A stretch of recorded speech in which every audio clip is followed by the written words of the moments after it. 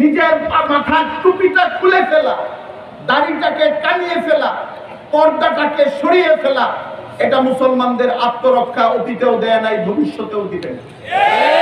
মুসলমানের মুখে তাকবীর লাগবে, মসজিদে আযান ধ্বনিত হইতে হবে, জামাতের সাথে নামাজ হবে, মুসলমান ছেলেমেয়েরা ইসলামী নাম রাখবে, মুসলমান সন্তানেরা পুরুষ হয়ে যখন যাবে দাড়ি রাখবে, মেয়েরা বুরকা পরবে, হিজাব পরিধান করবে। রাসূলের এই বিধানকে গর্বের সঙ্গে, আনন্দের সঙ্গে ইসলামী পরিচিতি বহন করার যে একটা গৌরব, এই গৌরবের সঙ্গে গোটা উপমহাদেশ বিচরণ করতে হবে। আমরা ব্রিটিশ আমলে অত্যাচারিত হয়েছি। ব্রিটিশ আমলে 1947-এর আগ পর্যন্ত আপনারা জমিদারদের অনেক কাহিনী জানেন। আমি তো আবুল মনসুর আহমদের গল্প যদি বলি, মাহফুজা নাম, ডেইলি স্টারের মাহফুজা নাম, আপনারা নাম জানেন তো? ডেইলি স্টারের মাহফুজা নামের আব্বা হইল আবুল মনসুর আহমদ। আবুল মনসুর আহমদ তার আত্মকথা নামক বইয়ে জমিদারদের অত্যাচারের যে বর্ণনা লিখেছে, তা থেকে এটা পাওয়া যায় যে অন্তত শেষ দিকের জমিদাররা এটা চাইতো না, হিন্দু জমিদাররা, মুসলমান ছেলেরা একটা ভালো ইসলামী নাম রাখো, মুসলমানের ঘরে কুরবানির দিন কুরবানি হোক, মুসলমানের ঘরে বাচ্চা হওয়ার পরে আকিকা হোক, মুসলমানের ছেলে মেয়েরা উচ্চ শিক্ষিত হোক, এটা তারা চাইতো না। মুসলমানরা মুসলমানের পরিচয়ে পরিচিত হোক, এটা চাইতো না। তাদের অনেক ধর্মীয় স্বার্থ ছিল, রাজনৈতিক স্বার্থ ছিল। আমি সিরাতুন নবী সাল্লাল্লাহু আলাইহি ওয়াসাল্লামের এই মাহফিলে কিশোরগঞ্জের তপ্ত হৃদয় সকল শ্রেণীর ভাইদেরকে অনুরোধ করব, আমাদের কোনো ঝগড়া ক্লেশের দরকার নাই।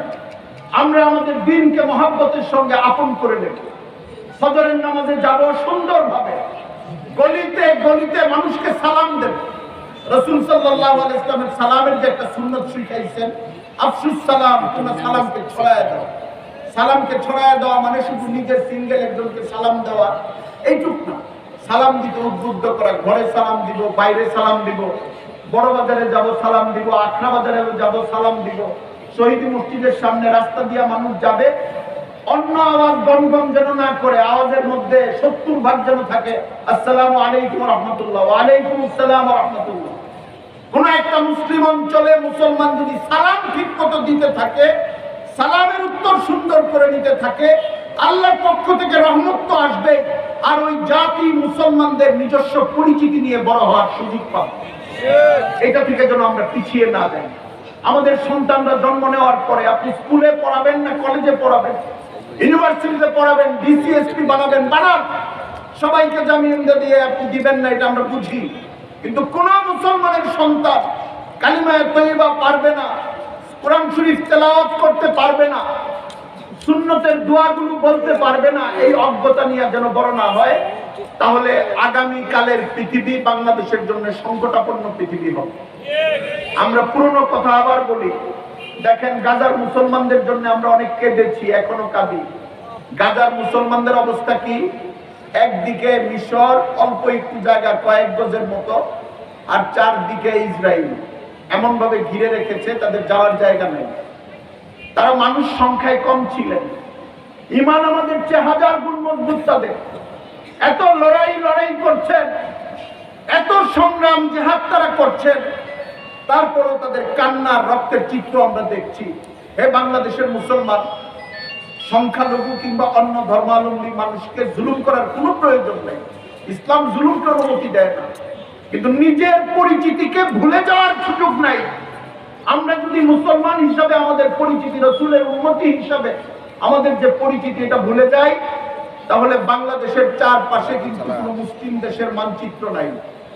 গাজার এক পাশে তো মিশরের একটু অংশ আছে, রাফাহ ক্রসিং।